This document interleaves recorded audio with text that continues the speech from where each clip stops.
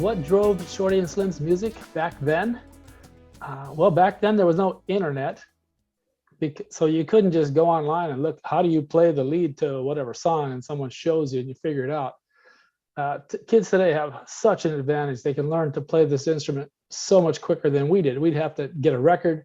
We'd actually put our finger on the record to slow it down so that you could hear what changes there were, and play it over and over and over until you figured out what was going on.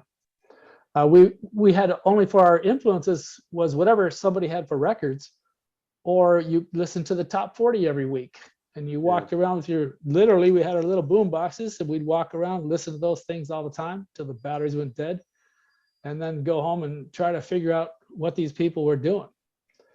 Now, in the early days, there was a lot of guitar work music, which was nice, like Jim Croce and Cat Stevens, that you could just play by yourself. It was nice. And then in the 70s, it turned into so much keyboard.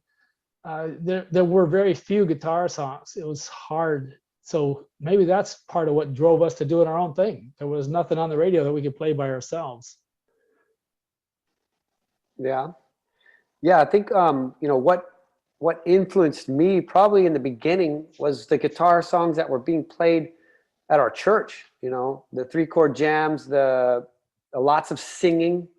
There was a lot of vocals happening. I feel I was lucky that I was able to sing and be able to carry a tune, because from there, I always liked reggae music, but it wasn't what I wrote. I was writing more kind of country. I guess Dave could agree. It was like more country music or folky music, because I was trying to tell a story, and I was trying to remember things. I was trying to write something down that somebody else had lived that experience would say, oh, I remember that same thing doing that. So I wasn't really focusing on the genre or anything, but my influences, like they were a lot of steel string, easy six string guitar things. I wasn't too much into heavy metal or classic.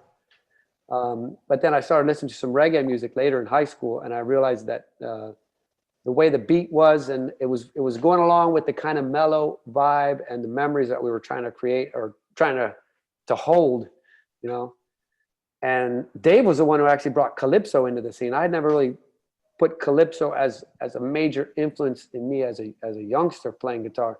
It was later when David came along and started writing. I mean, Dave, you wrote like 6 or 7 songs on the first album that were all in calypso. And I said, well, I don't know where this is coming from, but this is great.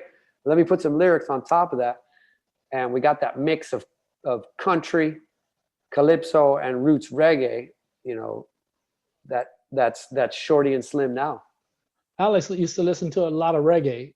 I wasn't into reggae. I'd heard Bob Marley once and I turned it off. I was like, what is that noise? I mean, I like it now, but back then I was shocked by it because it was so different.